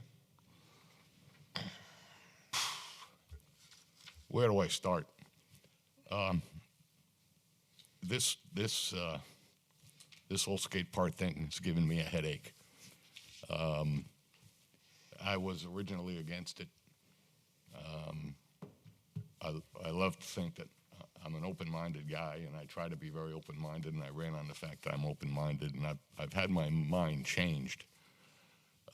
That doesn't mean that I'm ready to, we're ready to go crazy out there right now, but and I think tonight we heard some very good arguments, both for and against. And it reminds me, if you just give me 1 minute, I am so far from skateboarding that I can't even see the board or hear the wheels. I mean, it's just not something I've ever connected with. My kids didn't do it. It's always it's out there somewhere. But it reminds me when I was a kid and I was a golfer, and I played golf my whole life. I've got the back surgeries to show you. But the reality is, when I was a youngster, and I'm talking about 11, 12 years old, I was dropped at the golf course at 7 a.m. and picked up at 7 p.m. On my parents. And I know the members didn't like that, because I'd play about 54 holes a day. I'd be on the practice range, and they're going, who is this kid? And there wasn't youth programs like there are now, that we see these golfers coming out now. And years later, all those same members told me how they admired my ability to play and practice and do all of that, and that I wasn't a pain in the butt, and I didn't bother those guys. And before you know it, I was playing with them and taking their money. So, that's a short story, but it's what's moving me at the moment. So I am in favor. You guys have convinced me. I know some of you know what you're doing. I'm looking at buzzwords: design, build, capital improvement funding.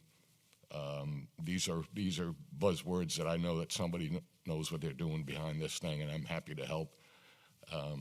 So yes, I am in favor. Okay, Mr. Bush. Yeah, I'm in favor of a skate park. I'm also in favor of the skate park people getting together with the people that aren't too sure about it, and maybe having some conversations and dissuade some of the, we're not going to go in and bulldoze all the trees. We're not going to shoot owls. We're not going to do any of that. And just try to have a dialogue and work together and see if you can dissuade some of the concerns. I'm in favor of it, but additionally, I think everybody needs to wait until Richland County approves the concept, because if they don't, none of this is going to matter. So that should be at the top of the list, but I'm in favor. Ms. Condon? I have serious misgivings about it. I don't know that much about skateboarding. I've certainly seen it, but I'm also concerned about the people that their backyard will back up to it.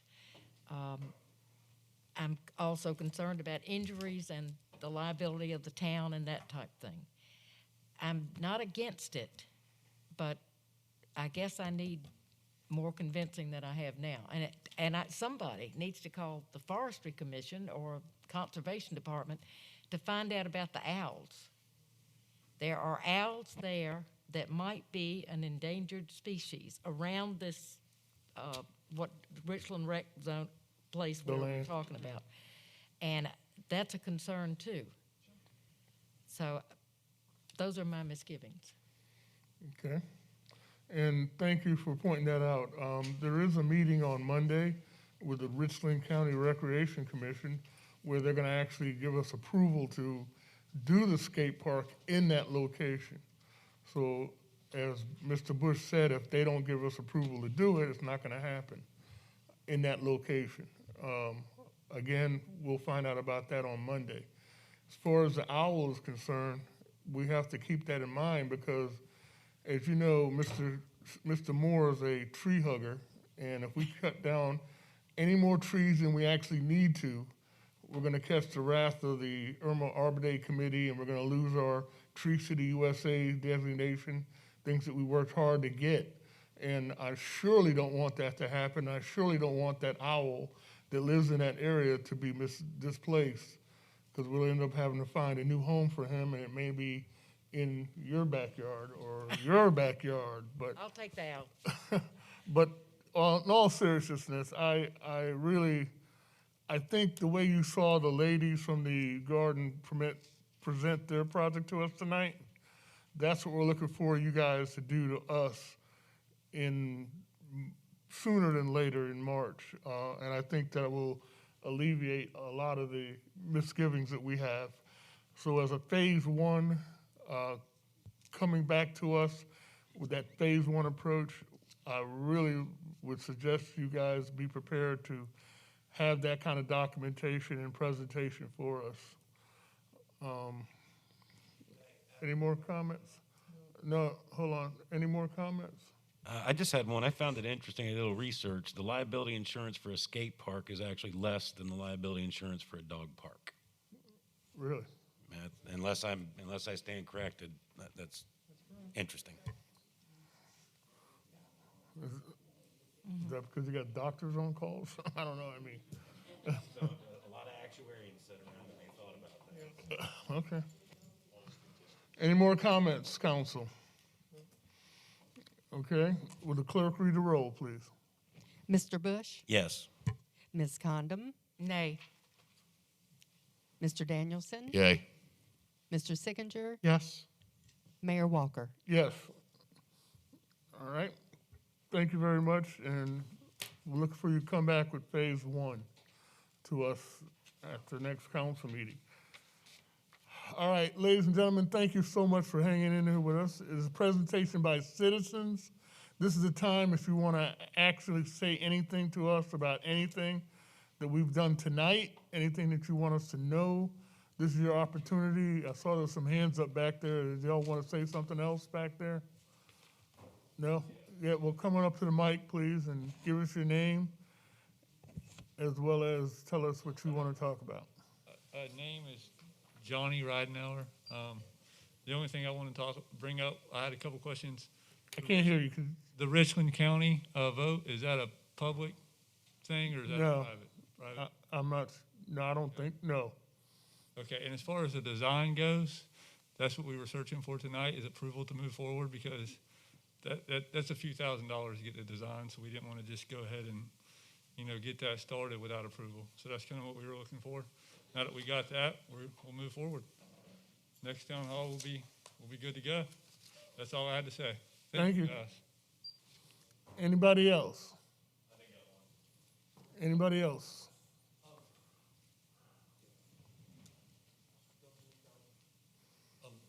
I would just like to ask. Give me your name, please. I'm It's sorry. Robert Carton. Thank you. And I'm here on behalf of the Irmo Skate Park Committee. What we're really looking for, guys, is we need a survey of this land. Unfortunately, since we're not using the tennis courts, the skate park, the layout of the skate park, where it goes, there needs to be a survey. It's not something that I can just go draw and say, hey, I want a ramp here and a ledge here. It looks like that. We have to look at, the way the water's running, the way the land's going. In order for me to design a plan, there has to be some baseline of money. We have to start raising, money. And to come up with a skate park plan that we could send to a contractor to be built, we're looking in the ballpark of spending $5,000 to get it, to make sure that, the environmental concerns are addressed, not just the trees that we're cutting down, but the impact to the water table when we take something, permeable soil and put concrete there that changes the way that the water flows. And so, I was hoping to come here tonight and thinking that we have some dialogue about how we get that started, and as well as, to the citizens that are concerned, about the noise levels. Where we don't know where we're putting the skate park, so we don't know exactly where, what trees are going down.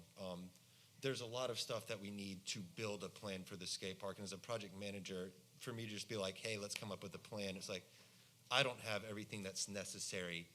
I don't have everything that's necessary to make a plan at this time without, without some sort of like land survey, somebody from the council saying, hey, this is your area where you can build a skate park. They have the tennis courts right there, so, they have their area, they can build their map. I don't know where I can start drawing. I don't know we don't know what the terrain's like. And just from my project management experience, I'm really, I'm handcuffed right now. We're essentially roadblocked in the project because I don't know what I can do. And just the design of a skate park, it's not, it needs to be engineered, somebody with skate park building experience to say, how far apart do the ramps have to be? That's information I don't know. Obviously, my skill set is going to be to organize the people like the committee that I organize with the fundraising people and the design people, but there are some additional inputs needed for me to deliver, a full project plan and a full budget. And with the people that I've talked to and the research that I've done, we're looking in the ballpark of $5,000 to $6,000 just to say, here's what we want to do. Okay. Richland County Recreation Commission should have a plat of the area, and if they don't have a plat, you can go to the mapping department at Richland County, which should be at 2020 Hampton Street, I think, and they ought to be able to give you the maps they have, and they will have some fairly decent maps, plus aerial photographs. That's the best I would tell you. We don't have a plat of the area, but the Rec Commission should have one, and the county should have a bunch of maps. Okay, great, thank you. Okay. Anybody else? Anybody else? Okay. Thank you very much, citizens, for sitting through all of this and participating. Discussion item. We have one discussion item tonight. As you heard earlier from the ladies on Pale Ivy, City of Columbia has done a great job of changing out water meters and have done a terrible job of making sure that they don't leak all over the place. That's a serious problem, and as you've seen, they are getting frustrated trying to reach out to the City of Columbia people, and they're coming to us for our help to make that communication happen. Now, we know how to get in touch, or I know how to get in touch with people on the top, and I have called them, and they said they're sending people out. But apparently that's not happening fast enough, or has it happened, and they just not doing a not good a job, or what? I don't understand. Can you come? I'm sorry. From what I was told tonight, most of the meters have been tightened up and are no longer leaking. There is one lady that I think she has a leak probably on her side of the meter, but she doesn't know one way or the other. I gave her some directions on how to figure that out, and hopefully she can get that figured out and kind of go from there. Now, I saw one of those meter boxes got that electronic. They've all got that now. Yeah, okay, well, it's full of water. The device is sitting in water. And I looked at my box, and mine is dry as can be, and there's no water in it. So, I mean, why is hers full of water and there's no leak, or it's fixed, and mine's dry? They just put those meters in, and water's always going to flow to the area of least resistance. Uh-huh. So all that soil around her meter box is loose. So all the running water, whether it's rain or if she does have a leaky pipe on her side, it's going to leak back into that meter box. Okay. So what you're saying is by us calling City of Columbia, are they responding or not? They're very slow to respond, but that's nothing new. Yeah. All right. The more I hear about this thing, the more frustrated I get. It's like the Blue Granite complaints, except there's no ORS with a regulatory agency to be over them. at the end of the day, stuff's going to happen. But seeing people, our residents, paying for leaks that were generated by a poorly installed meter, I mean, I actually reached out to a lawyer as well, because it wasn't for me, but for our residents, because I just can't understand. I know the meeting's running long. It's so frustrating for me to have our residents paying for something that they didn't do. I know it's on their side, whose side. It was fine before you installed the meter. So Yeah. My suggestion would be, the city of Columbia also has a council, is that maybe we could reach out on behalf and talk to the council members down there and say your water department is really doing a bad job out here. And maybe get some action there. Well, it's only the people that got these meters put in. I mean, it's still city of Columbia. I mean, Yeah. we don't have, I mean, it's not like, I think if we got a hold of people that are in charge. Mr. Danielson? Yeah, I think we need to stay on this, and we need to reach out, and we need to play good cop at this point. But I'm very comfortable, well, I'm not comfortable, but I'm comfortable in saying that if she pays this bill, she will get this money back, or if she holds off and talks to them before she pays this bill, they'll try to work something out. Clearly, I've seen this happen before, so this is nothing new for the city of Columbia. Well, keep in mind now, the city of Columbia is not under the PSC, so, or the ORS, so, They're under their own council though, and their mayor. yeah. Council, can I say something? No. I can't. So, I don't know. I'm not sure. What could we do? I mean, besides, I've we're doing what called. we can, I think, at this point. Yeah, I've called. They've come out. They said they fixed it. Apparently, they didn't do it good enough job. The thing is still leaking. Call them again. I mean, is that what? What I would do, let me suggest to you, tell attorney, I'd have Bob compose a letter over your signature directed to the mayor of the city of Columbia as well as the head of the water department, which basically says our citizens came to our council and came to us about these incidents and a $1,200 water bill. And we would greatly appreciate the courtesy of you guys looking into it. Send me a copy of it, show me getting a copy of it, show the city of Columbia Water Department getting a copy of it, and send it straight to Steve. Okay. They'll get a response. Okay. Yeah, he's the boss. Got it. Bob, can you do that letter for me, please? Thank you. All right, anything else? All right. No, we don't need an executive session tonight.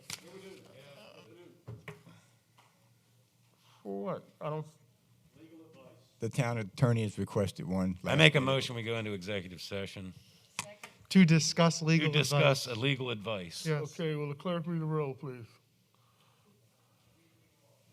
Yes. Yes.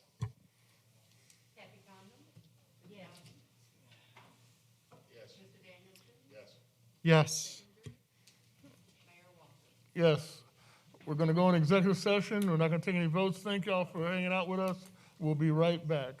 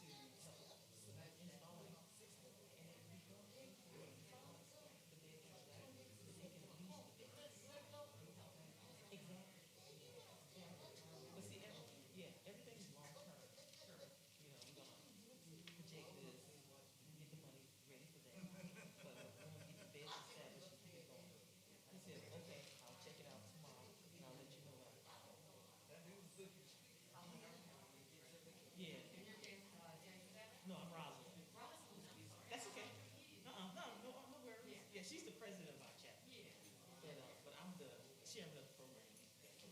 I'm the guardian. That's colorful. Thank you. But yeah, let them know. I sure will, thank you. I know I'm the administrator.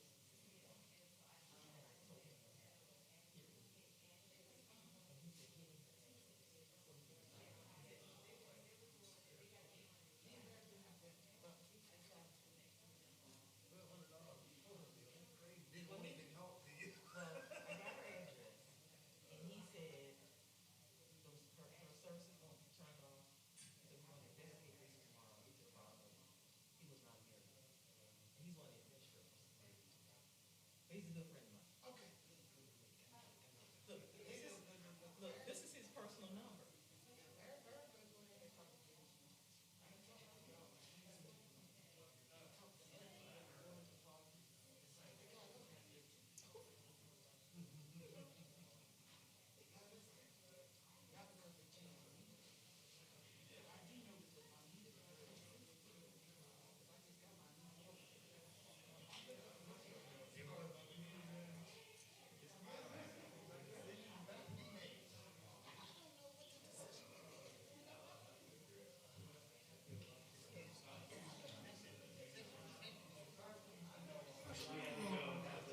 We are back from the executive session. No votes were taken. Is there a motion to continue with our meeting? I make a motion to adjourn. I'll second that. Okay. All right. Seeing no other business, all in favor of adjournment? Somebody else say that. Aye. All in favor of adjournment, say aye. Aye. All opposed? Okay, thank you very much. We got cake in the